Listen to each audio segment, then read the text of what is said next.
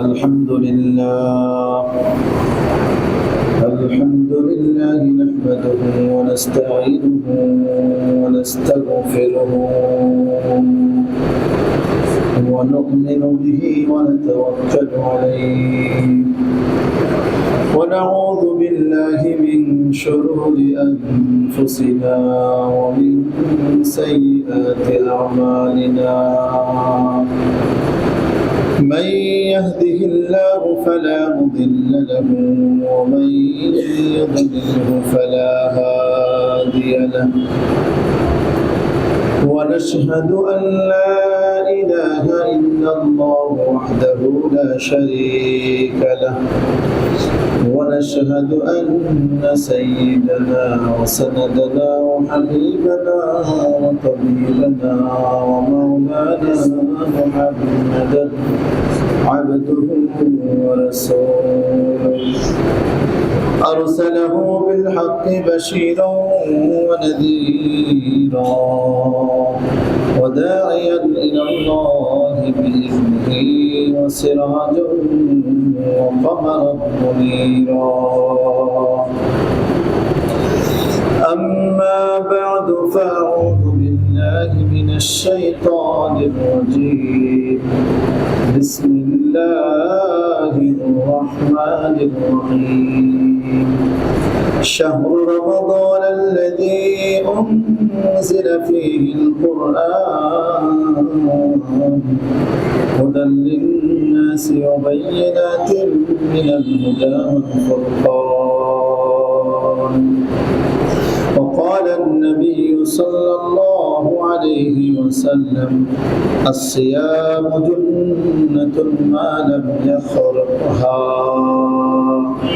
أو كما قال عليه الصلاة والسلام وقال تعالى إن الله وملائكته يصلون على النبي يا أيها الذين آمنوا صلوا عليه وسلموا تسليما اللهم صل على محمد وعلى آل محمد كما صليت على إبراهيم وعلى آل إبراهيم إنك حميد مجيد اللهم بارك على محمد وعلى آل محمد كما باركت على إبراهيم وعلى آل إبراهيم إنك حميد مجيد সম্মানিত রোজাদার মুসল্লিন কিরাম, আল্লাহ রাব্বুল আলামিনের দরবারে আমরা শুকরিয়া আদায় করি যে মহান রব্বুল আলামিন আমাদের সকলকে পবিত্র রমজান মাসে প্রথম জুমায় তার ঘর মসজিদে আসার বিশাল তৌফিক দান করেছেন এবং কিছু দিন আলোচনা করার এবং শোনার তৌফিক দান করেছেন। এজন্য আমরা সকলে জোরে সোরে বলি আলহামদুলিল্লাহ। রমজান মাস বরকতময় মাস, রমজান মাস ধৈর্য ধারণ করার মাস, সওয়াব অর্জনের মাস, নেক আমল বেশি বেশি করার একটা সিজন।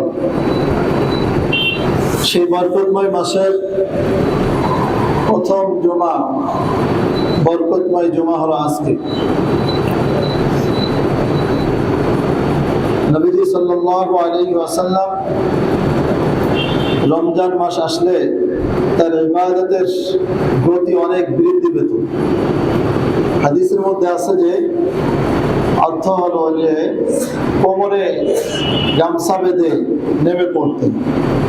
কোমরে গামছা বাঁধা এটা তো একটা বাগধারা, ঠিক না?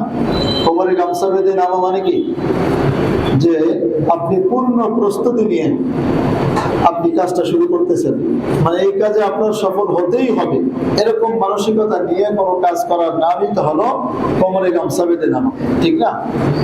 নবীজি সাল্লাল্লাহু আলাইহি ওয়াসাল্লাম আমরা শুনেছি যে তিনি আগে থেকেই অনেক প্রস্তুতি নিয়েছেন, শাবান মাসে অনেক রোজা রাখতেন। তাই জন্য ভাই রমজান মাসের আজকে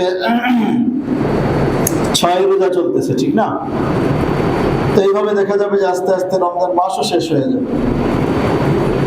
রমজান মাসে 4টা জুমা পড়ব, তার মধ্যে প্রথম জুমা। কিন্তু কথা হলো যে আমার এই রমজান মাস আমার সামনে আসলো, আবার আমার থেকে চলেও যাবে। মাস দিয়ে আমাকে আল্লাহ তাআলা যে উদ্দেশ্যে এই রমজান মাস দিয়েছিলেন, অর্থাৎ এই রমজান মাসের রোজা আমার জন্য ফরজ করেছিলেন, সেই উদ্দেশ্য আমার হাসিল হলো কিনা এই হিসাবটা আমার করতে হবে। এই হিসাব করে আমার সামনে আগাতে হবে। যদি কোনো চিন্তা ফিকির না থাকে যে রমজান মাস আসলো গেল কিন্তু টেরও পাইলাম না, আছে না অনেক মানুষ দেখবেন যে রমজান মাস কিভাবে আসলো কিভাবে গেল টেরই পাইলাম না। এটা দুই ধরনের ব্যাখ্যা হতে পারে।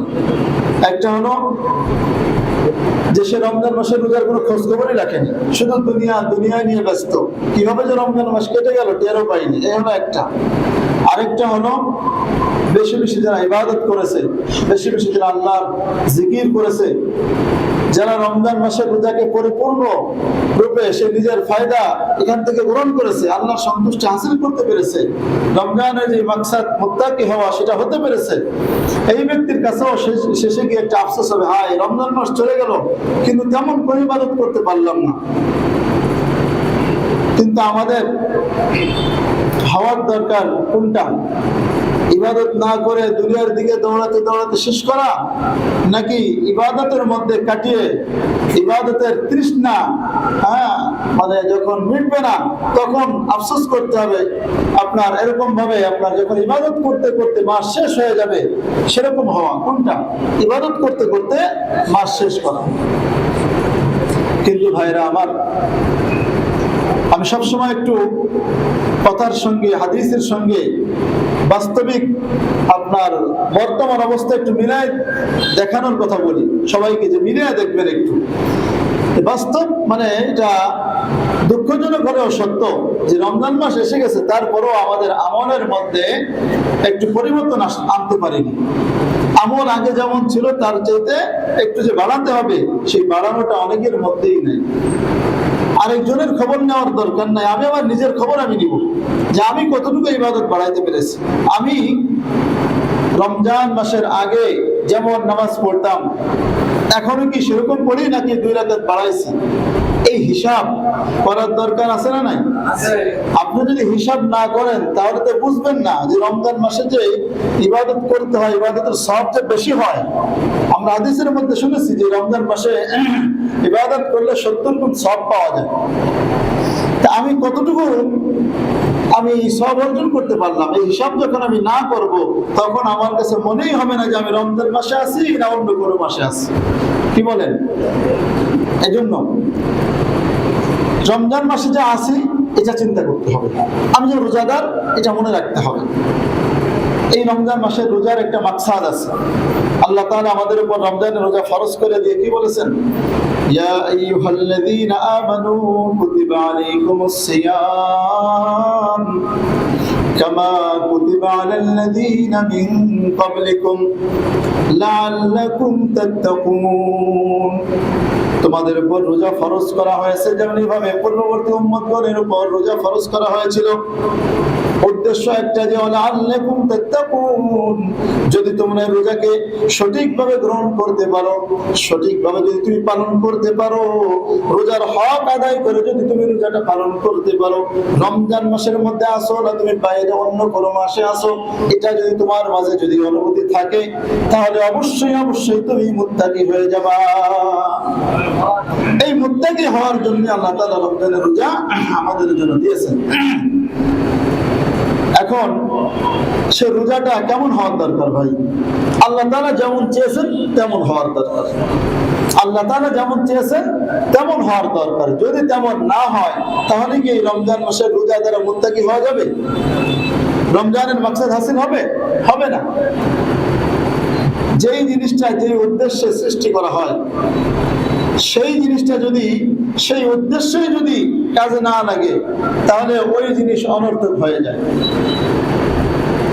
অথবা যেই জিনিস আপনি যেই মাকসাদে বানাইছেন সেই জিনিসটা যদি সহি সালিম না থাকে, যদি সেটা নষ্ট হয়ে যায়, যদি সেটা ভাঙ্গাচোরা হয়ে যায় তাহলে সেই ভাঙ্গাচোরা জিনিস দ্বারা, অপূর্ণ জিনিস দ্বারা কি কাঙ্ক্ষিত ফলাফল পাওয়া যাবে? পাওয়া যাবে না। ঠিক তেমনি ভাবে রমজান মাসের রোজাও আমাদের জন্য যে মুত্তাকি পরেজগার হওয়ার যে একটা মাধ্যম, জান্নাত পাওয়ার মাধ্যম, জাহান্নাম থেকে মুক্তির মাধ্যম, এটা কখন হবে? যখন এই রমজান মাসের এই রোজাটা সহি সালেম থাকবে, ভাঙ্গাচোরা না হবে, যখন ছিঁড়া ফাটা না হবে, তখন এটা আমাদের জন্য কাজে দেবে। তখন এটা আমার জন্য জাহান্নাম থেকে মুক্তির জন্য ঢাল স্বরূপ হবে, অন্যথায় এটা হবে না। কারণ দেখবেন যে আপনি যে দুনিয়ার মধ্যে এখন তো এগুলো দেখা যায় না, গ্রামে গঞ্জে অনেক জায়গা আছে যে এক গ্রাম আরেক গ্রাম গ্যাঞ্জাম লাগে, কি লাগে না? আমাদের ভাষায় বলে কাজিয়া লাগছে। এই যে গ্যাঞ্জামটা লাগে, গ্যাঞ্জাম লাগার মধ্যে তখন তারা কি নিয়ে বের হয়? ঢাল সরকি নিয়ে বের হয় না? ওই ঢালের কাজ কি? আত্মরক্ষা, আরেকজনের শত্রুর আক্রমণ থেকে নিজেকে বাঁচানোর জন্য। নবীজি সাল্লাল্লাহু আলাইহি ওয়াসাল্লাম কিন্তু এই রমজান মাসের রোজাকে ঢাল স্বরূপ বলেছেন। সুবহানাল্লাহ। ক্বালা রাসূলুল্লাহ সাল্লাল্লাহু আলাইহি ওয়াসাল্লাম আস-সিয়ামু জুন্নাতুন মা লাম ইয়াখরুকহা। তোমরা জেনে রাখো, রমজান মাসের রোজা যে তোমাদেরকে দেওয়া হয়েছে, এই রোজাটা হলো তোমাদের জন্য জাহান্নাম থেকে মুক্তির জন্য ঢাল স্বরূপ। সুবহানাল্লাহ ওয়া বিহামদি। জাহান্নাম থেকে মুক্তির ঢাল স্বরূপ রমজান মাসের রোজা যদি আপনি সঠিকভাবে রাখতে পারেন, সিলাফাটা না হয়, তাহলে এই রোজা আপনাকে জাহান্নাম থেকে বাঁচিয়ে দেবে। বলেন সুবহানাল্লাহ। কিন্তু কতক্ষণ পর্যন্ত এই ঢালটা আপনার জন্য কাজে লাগবে? যতক্ষণ পর্যন্ত ওই ঢালটা আপনার জন্য সহি সালেম থাকবে, ছিঁড়া ফাটা না হবে, ভাঙ্গাচোরা না হবে। নবীজি তাই বলতেছেন, আস-সিয়ামু জুন্নাতুন মা লাম ইয়াখরুকহা। রমজান মাসের রোজা এটা তোমার জন্য জাহান্নাম থেকে ঢাল স্বরূপ হবে। কতক্ষণ পর্যন্ত? ততক্ষণ পর্যন্ত হবে যতক্ষণ পর্যন্ত তোমার রোজাটা ছিঁড়া ফাটা না হবে। দুনিয়ার ঢাল ছিঁড়া ফাটা হয়, এটা তো আমরা বুঝি। সাহাবীরা জিজ্ঞাসা করলেন, ইয়া রাসূলুল্লাহ, রমজান মাসের রোজা আবার ছিঁড়া ফাটা হয় কিভাবে? এটা দেখাও যায় না, ধরাও যায় না, এটা আবার ছিঁড়া ফাটা হয় কিভাবে? নবীজি সাল্লাল্লাহু আলাইহি ওয়াসাল্লাম আর হাদিসের মধ্যে জবাব দিয়েছেন, যদি কোনো ব্যক্তি রমজান মাসের রোজা রেখে রোজা থাকা অবস্থায় যদি গুনাহ থেকে বিরত থাকতে না পারে, তার চক্ষু যদি হেফাজত করতে না পারে, তার কান হেফাজত করতে না পারে, তার জবান হেফাজত করতে না পারে, এক কথায় আল্লাহর অবাধ্যতা থেকে যখন সে নিজেকে হেফাজত করতে না পারবে, তখন তার এই রোজাটা ছিঁড়া ফাটা হয়ে যাবে। নাউযুবিল্লাহ। আপনি যদি রোজা রাখলেন আবার গানও শুনলেন, রোজা রাখলেন গীবত করলেন, রোজা রাখলেন আরেকজনকে গালিও দিলেন, রোজা রাখলেন আপনি সুদ ঘুষ খাইলেন, রোজা রাখলেন আপনি অন্য না আগে যেমন গুনাহ করতেন সেই অভ্যাসের গুনাহ এখনো রয়ে গেছে, তাহলে আপনার এই রোজাটা আপনার জন্য সহি সালেম ঢাল হবে না, বরং এটা ছিঁড়া ফাটা ঢাল হবে, যার মাধ্যমে আপনি জাহান্নাম থেকে মুক্তি পাবেন না। দুনিয়ার মধ্যে ঢালের মাধ্যমে মানুষ যেমনি ভাবে নিজেকে আত্মরক্ষা করতে পারে, নিজেকে বাঁচাইতে পারে, যতক্ষণ পর্যন্ত ঢালটা ভালো থাকে, সুন্দর থাকে, সহি সালেম থাকে, ততক্ষণ পর্যন্ত যেমনি ভাবে একজন ব্যক্তি নিজেকে শত্রুর আক্রমণ থেকে বাঁচাইতে পারে, ঠিক তেমনি ভাবে রোজাটাও যদি সহি সালেম থাকে, ওই ব্যক্তিকে আল্লাহ রাব্বুল আলামিন ওই ব্যক্তিকে রোজার মাধ্যমে জাহান্নাম থেকে বাঁচিয়ে দিবে। জাহান্নাম থেকে বাঁচিয়ে দেবেন কতক্ষণ পর্যন্ত? যতক্ষণ পর্যন্ত ছিঁড়া ফাটা না হয়। ছিঁড়া ফাটা হয় কিভাবে? রোজা রেখে গুনাহ করবে। ছিঁড়া ফাটা হয় কিভাবে? রোজা রাখার পরও গীবত করবে। এজন্য উলামায়ে কিরামগণ নির্ধারণ করেছেন যে রোজা যদি সহি করতে হয়, রোজা সহি করার জন্য ৬টি শর্ত মানতে হবে। কয়টি শর্ত বলেন? রোজা সহি হওয়ার জন্য ৬টি শর্ত যদি আমরা মানতে পারি, তাহলে দেখা যাবে যে আমার আপনার রোজাটা ছিঁড়া ফাটা হবে না, আমার আপনার রোজাটা পরিপূর্ণ সহি সালেম থাকবে, ভালো থাকবে, যার মাধ্যমে আমি আপনি জাহান্নাম থেকে মুক্তি পাবো। এই ৬টি শর্ত জানার দরকার আছে না নাই? আছে। মানার দরকার আছে না নাই? আছে। হ্যাঁ, আমরা জানার দরকার এটা তো বুঝি, কিন্তু মানার দরকার বুঝেও বুঝি না। ভাইরা আমার, এজন্য শুধু জানলেই হবে না, এই সবসময় এই কথাটা মনে রাখবেন। এটা অনেকবার শুনবেন। জানার নাম ইলম নয়, মানার নাম ইলম। জানার পরে মানার নাম ইলম। আপনি যতটুকু জানলেন ততটুকু যদি মানতে পারেন তাহলে ওটা আপনার কাজে দিল। আর যে ইলম আপনার উপকারে আসলো না, আপনাকে কাজে দিল না, ওই ইলম ইলমই না। কি বলেন? যে সম্পদ আপনার কাছে থাকবে, আপনি যদি ভোগ করতে পারেন সেটাই আপনার সম্পদ, আর যদি ভোগ করতে না পারেন ওই সম্পদ আপনার না। হাদিসের মাধ্যমে বোঝা যায় যে মানুষ যেটা খায় সেটা তার হয়ে যায়, মানুষ যেটা পরে, যেটা পরিধান করে সেটা তার হয়ে যায়, আর মানুষ যেটা আল্লাহর রাস্তায় ব্যয় করে সেটা তার হয়ে যায়। এই তিনটি জিনিস ব্যতীত আর বাকি যত যা কিছু আমরা করি না কেন, এগুলো কিছুই আমার নয়, কিছুই আমার নয়। কি বলেন? এই কথা মানেন তো আপনারা? মানুষ যখন মারা যায় তখন দেখবেন তার যখন কাফন পরানো হয় তাকে মনে হয় 10-15টা পকেট বানায় দেওয়া হয়। কি বলেন? পকেট দেয় নাকি?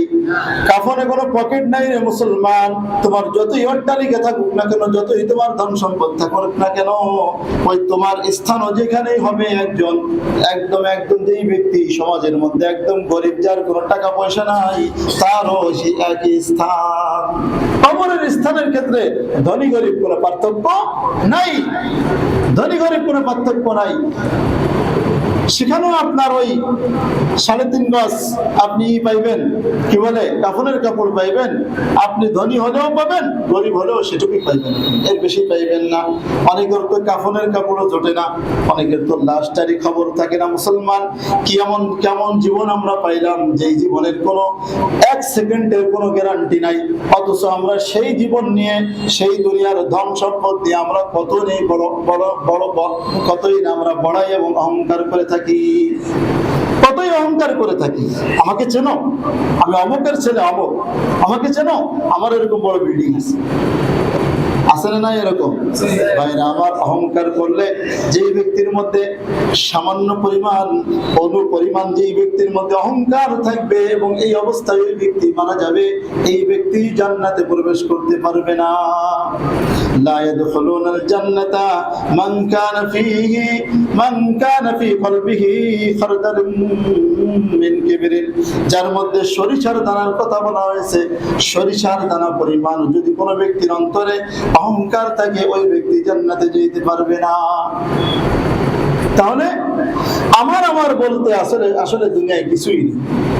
আপনি যা কিছু করে যাবেন এগুলো সব অন্যের জন্য কষ্ট করতেছেন, অন্যজন আপনার এটা ভোগ করবে। আপনি দেখবেন আপনি এখন যেই ভিটার মধ্যে আছেন, গ্রামের কথাই বলছি, শহরে তো বিক্রি হয়ে যায় বেশিরভাগই, কিন্তু বাপের ভিটায় কি হয়? আপনি যেই বাপের ভিটায় আছেন ওখানে আপনার বাবা বসত করেছে, ওইখানে আপনার দাদা বসত করেছে, ওইখানে তার দাদা এইভাবে 14 পুরুষ পর্যন্ত বসত করেছে। কি করে নাই বলেন? অবশ্যই করেছে। জায়গার কোনো পরিবর্তন হয় নাই, জায়গার কোনো পরিবর্তন হয় নাই, কিন্তু মালিক পরিবর্তন হয়ে গিয়েছে।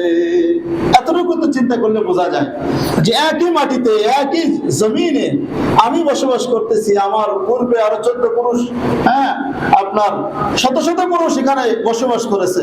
আবার আমি মারা যাব, আমার পরবর্তীতে 1 পুরুষ, 2 পুরুষ, 3 পুরুষ পর্যন্ত সর্বোচ্চ মনে রাখবে, এরপরে মনেও রাখবে না আপনাকে।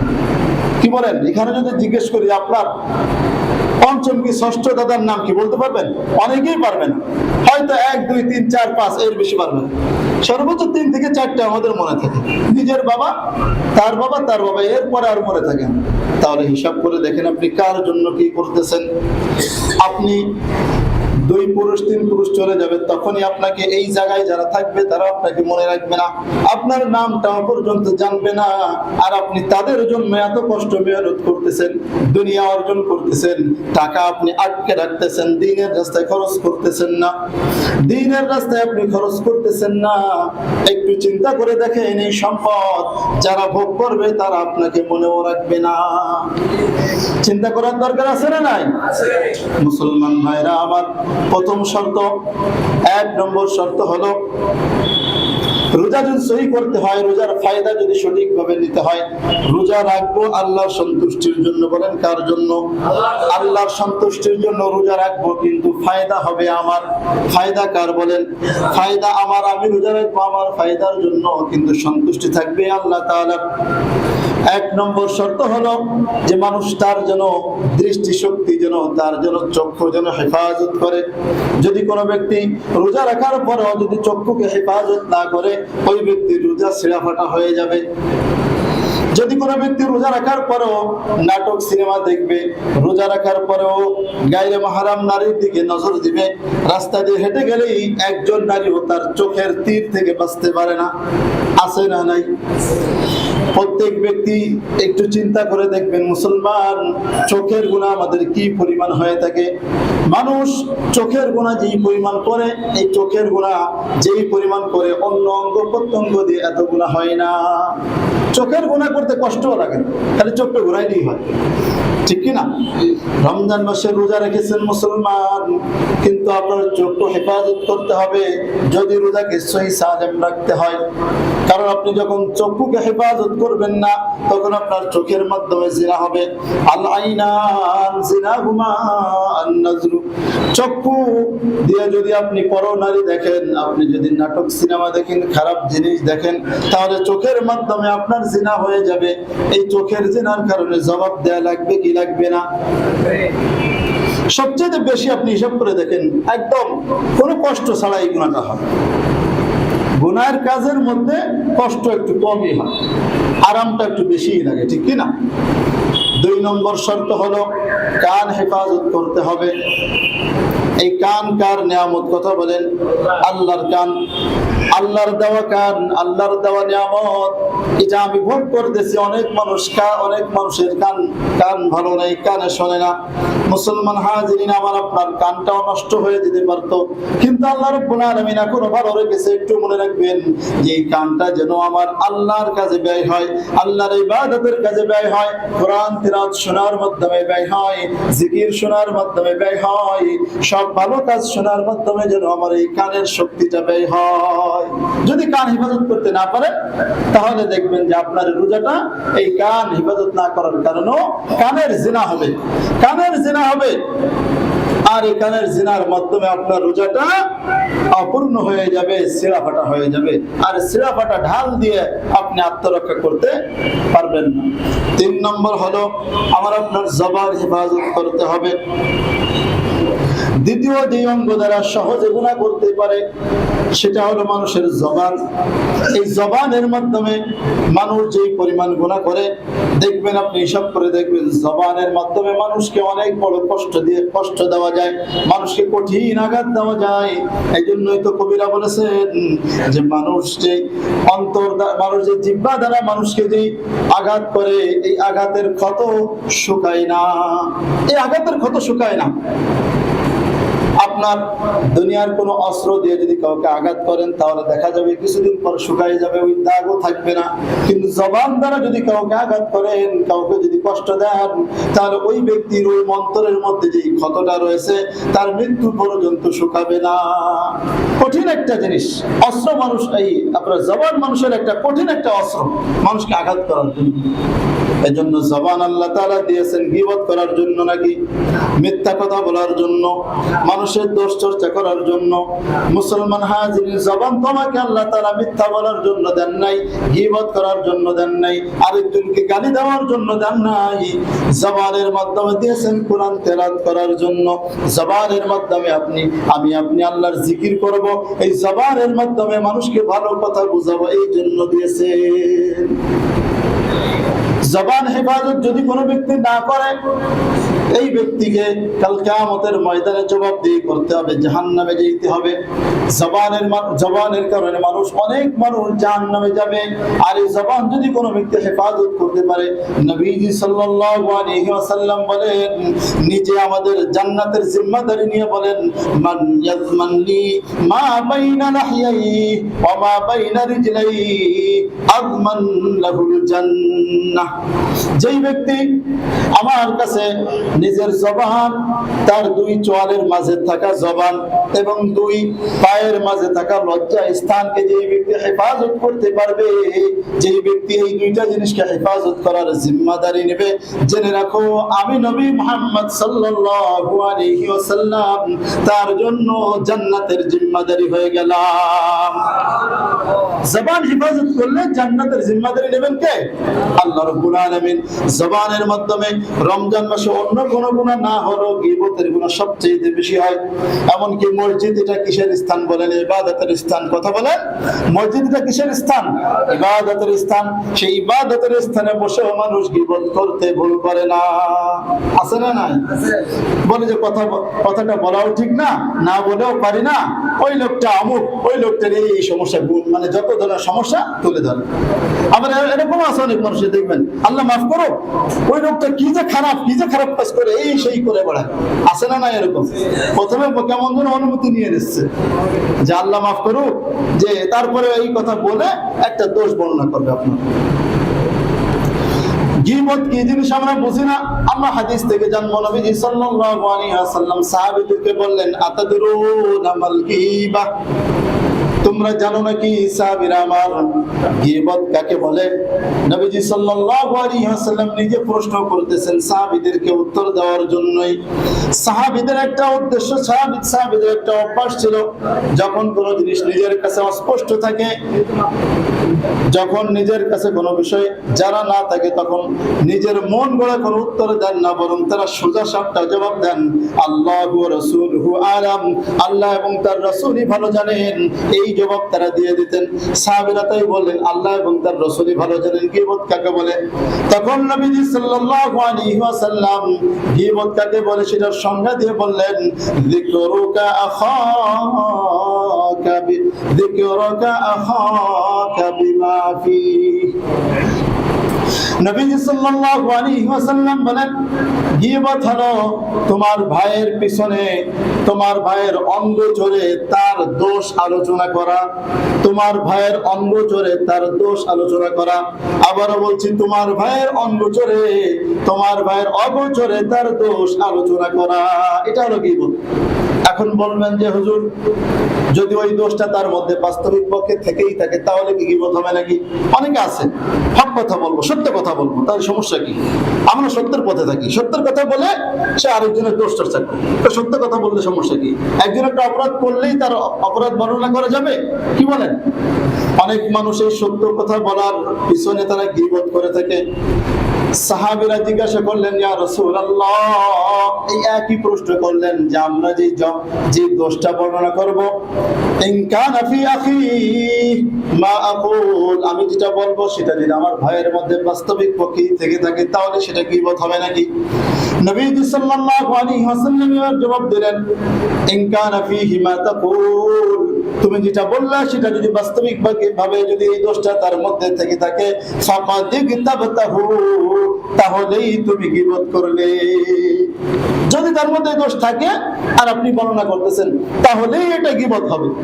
ওয়া ইল্লাম ইয়াকুন ফিহি, আর যদি তার মধ্যে এটা না থাকে, ফাকাদ বাহাত্তাহু, তাহলে তুমি তাকে অপবাদ দিলে। আর গীবতের চেয়ে ভয়াবহ এবং মারাত্মক ভয়ঙ্কর গুনাহ হলো অপবাদ দাও। মানুষ তার কোন কৃতকর্মের কথা কেউ আলোচনা করলে, হ্যাঁ, তার কষ্ট লাগলেও মেনে নেয়, কেন? যে আসলে আমি তো অপরাধ করেছি, ঠিক কিনা? যদি এই আলোচনা করা যায় না কারোর জন্য, কিন্তু যদি কোনো ব্যক্তির মধ্যে দোষটা না থাকে, আপনি দোষটা দিয়ে দিলেন, দেখেন ওই ব্যক্তির অন্তরটা ভেঙে যায়, মনে হয় যেন দুনিয়ার মধ্যে সে অসহায় হয়ে গেছে। একজন অপবাদ যদি কোনো ব্যক্তিকে দেওয়া হয়, ওই ব্যক্তির মতো অসহায় ওই মুহূর্তের জন্য আর কেউ হতে পারে না। আপনি হিসাব করে দেখেন, আপনি যে জিনিসটা করেন নাই, সেই জিনিসটা যখন আপনার উপর চাপায় দেওয়া হলো যে তুমি এটা করেছো, এর চাইতে কষ্ট পৃথিবীতে আর থাকতে পারে না। নবীজি তাই শিক্ষা দিলেন, যদি তার মধ্যে এটা না থাকে, তাহলে তুমি অপবাদ দিলা, আর অপবাদটা গীবতের চাইতে ভয়াবহ। মুসলমান হাজিরিন, গীবত করলে রোজা ফাটা ছেঁড়া হয়ে যায়। মনে রাখবেন, গীবত করলে রোজা কি হয়ে যায়? রোজা ফাটা ছেঁড়া হয়ে যায়, ভাঙ্গা চোরা হয়ে যায়। হাদিসের মধ্যে আছে যে এক সময় রমজান মাসে দুইজন মহিলা রোজা রেখে তারা একদম কাতর হয়ে পড়েছে, দুর্বল হয়ে পড়েছে। নবীজির কাছে নিয়ে আসা হয়েছে। নবীজি সাল্লাল্লাহু আলাইহি সাল্লাম বললেন তাদের সামনে একটা পাত্র নিয়ে আসো।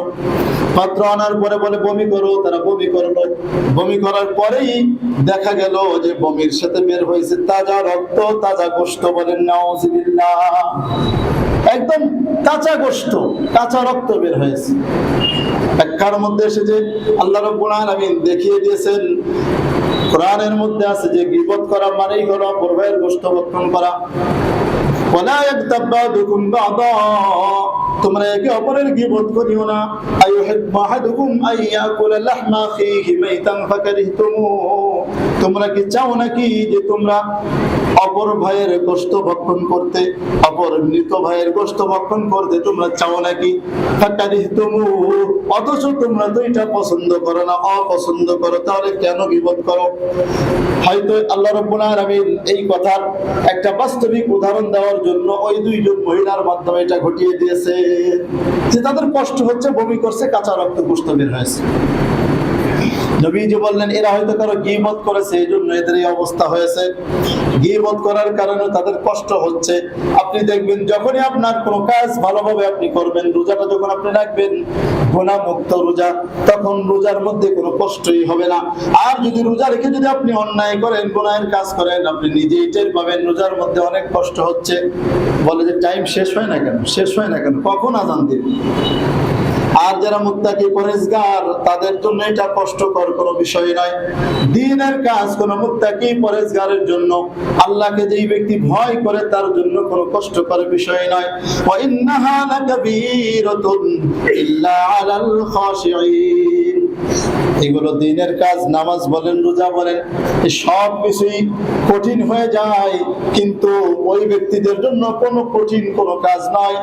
ওয়া ইন্নাহা লাকাবীরাতুন ইল্লা আলাল খাশিঈন, তবে যারা আল্লাহ তাআলাকে ভয় করে, যাদের অন্তরে আল্লাহর ভয় থাকে, তাদের মধ্যে তাদের জন্য এই কাজ করাটা কোনো কষ্টকর বিষয় নয়। ভাইরা আমার, এজন্য জবান হেফাজত করতে হবে, জবান দ্বারা মিথ্যা বলবো না। হাদিসের মধ্যে নবীজি বলেন ওয়া ইয়াকুমুল কিযব, তোমরা মিথ্যা থেকে বিরত থাকো, কেননা ফাইনাল কিযবা ইয়াহদি ইলাল ফুজুর, মিথ্যা মানুষকে অন্যায় কাজের দিকে পথ দেখায়, পাপ কাজের দিকে পথ দেখায়। ওয়া ইন্নাল ফুজুরা ইয়াহদি ইলান নার, পাপ কাজ মানুষকে জাহান্নামের পথ দেখিয়ে দেয়। বলেন নাউযুবিল্লাহ। এজন্য জবান হেফাজত করতে হবে গুনাহ থেকে। আরেকটি শর্ত হলো যে অন্যান্য যে অঙ্গ প্রত্যঙ্গ আছে, এই অন্যান্য অঙ্গ প্রত্যঙ্গকেও আপনার এই গুনাহ থেকে হেফাজত করতে হবে। আরেকটি শর্ত হলো যে সাহরি এবং ইফতার এই দুই সময় একটু কম খাওয়া। আমরা তো মনে করি সারাদিন রোজা রাখবো, গলা পর্যন্ত খাই সাহরির সময়, আবার মনে করি যে ইফতারের সময় যখন আসে সারাদিন খাইনি, হায় রে বাবা রে বাবা, সারাদিন খাইনি, কি কষ্ট না করেছি, ইফতারের সময় জম্মের খাওয়া খাইতে হবে। এরকম তো আমাদের চিন্তা ভাবনা। কিন্তু ভাইরা আমার, এরকম চিন্তা ভাবনা করলে রোজার মাকসাদ হাসিল হবে না। রোজার মাধ্যমে মানুষের সবচেয়ে বড় যে গুনাহগুলো হয়ে থাকে, সেই দুইটা জিনিস তাদের জন্য নিয়ন্ত্রণে থাকে। এক নম্বর হলো পেট, পেটের কারণে মানুষ গুনাহ করে। দুই নম্বর হলো লজ্জা স্থান, লজ্জা স্থানের কারণে মানুষ গুনাহ করে। আর এই রোজা রাখলে মানুষের এই দুইটা জিনিস নিয়ন্ত্রণে থাকে। পেটে ভাত না থাকলে আর গুনার কথা, গুনার দিকে যাইতেও মনে চায় না। কি বলেন? পেটে খোদা, যাইতে মনে চাইবে গান বাজনার দিকে। পেটে খোদা, তখন আর মনে চাইবে না সুন্দরী নারী দেখলে তার প্রতি তাকাইতে বা তার দিকে একটু কামনা বাসনা করতে মনে চাইবে না। মানুষ যখন ভালো থাকে, যখন পেট ভরা থাকে, তখনই যত ধরনের শয়তান নফস ভিতর থেকে খালি গুতাইতে থাকে যে কর, গুনাহটা কর। এই রমজানের মাসে রোজার মাধ্যমে মানুষকে আল্লাহ রাব্বুল আলামিন গুনাহ থেকে বিরত রাখে। আরেকটি হলো যে আশা এবং ভয়ের মধ্যে থাকতে হবে। রোজাটা আমি রাখতেছি, এটা আল্লাহ তাআলা কবুল করবে কিনা এই ভয়ও রাখতে হবে, আবার আশা রাখতে হবে রোজাটা অবশ্যই আল্লাহ তাআলা কবুল করবেন। দুনিয়ার মধ্যে আপনি যে কোনো বিষয়ের ক্ষেত্রে দেখবেন এই দুইটা জিনিস না থাকলে সফলতা অর্জন করা যায় না। ব্যবসার মধ্যে আপনি যাবেন, আপনার আশাও থাকবে, ভয়ও থাকবে। কি বলেন? ব্যবসার মধ্যে ভয় আছে কিনা? লস যাওয়ার ভয় আছে, আবার ব্যবসার মধ্যে আশাও আছে যে আমি যদি ব্যবসা করে লাভবান হব, এর মাধ্যমে আমার সংসার চলবে, আমার কিছু অর্জিত হবে। এই আশা এবং ভয়, এই দুইটা জিনিসের মাধ্যমেই সফলতা অর্জন করা যায়। ঠিক তেমনি রোজার মধ্যেও এই দুইটা জিনিস আমাদের রাখতে হবে, তাহলেই দেখা যাবে যে রোজাটা সহি সালেম হবে। এই রোজার মধ্যে এই 6টি শর্ত সহকারে আরো কিছু কাজ আমাদের করা জরুরি। এক নম্বর হলো নবীজি সাল্লাল্লাহু আলাইহি ওয়াসাল্লাম 4টি জিনিসের কথা বলেছেন। কয়টি কথা? 4টি জিনিসের কথা নবীজি সাল্লাল্লাহু আলাইহি ওয়াসাল্লাম বলেছেন। তার মধ্যে 2টা জিনিস, 2টা আমল তোমাদের করলে আল্লাহ তাআলাকে তোমরা খুশি করতে পারবা, আর 2টা জিনিস করলে না করে তোমাদের কোনো উপায় নাই। নবীজি বলেন ফাআম্মাল খাসলাতানিল্লাতান তুরদুনা বিহিমা রাব্বাকুম ফাশহাদাতি আল্লা ইলাহা ইল্লাল্লাহ ওয়া তাস্তাগফিরু। এক নম্বর হলো যে 2টা আমলের মাধ্যমে আল্লাহ তাআলাকে তুমি সন্তুষ্ট করতে পারবা। এক নম্বর হলো তুমি লা ইলাহা ইল্লাল্লাহর সাক্ষ্য দিবা, আল্লাহ ছাড়া কোনো মাবুদ নাই, লা ইলাহা ইল্লাল্লাহ এটা বেশি বেশি তুমি পড়বা। 2 নম্বর হলো তাস্তাগফিরু, ইস্তিগফার বেশি বেশি করতে হবে। সকলে পড়ে আস্তাগফিরুল্লাহ, আস্তাগফিরুল্লাহ। অনেকে বলে আস্তাগফিরুল্লাহ, আস্তাগফিরুল্লাহ না, বলো আস্তাগফিরুল্লাহ। আল্লাহ তাআলার কাছে বেশি বেশি 2টা আমল করব। আর 2টা আমল লাগি না আমি কোন যে 2টা আমল না করে তোমাদের উপায় নাই। এক নম্বর হলো তাসআলুনা রাব্বাকুমুল জান্নাহ, যে তোমরা তোমাদের প্রভুর কাছে জান্নাত চাইবা। 2 নম্বর হলো তাউযুনা মিনান নার, জাহান্নাম থেকে মুক্তি চাইবা।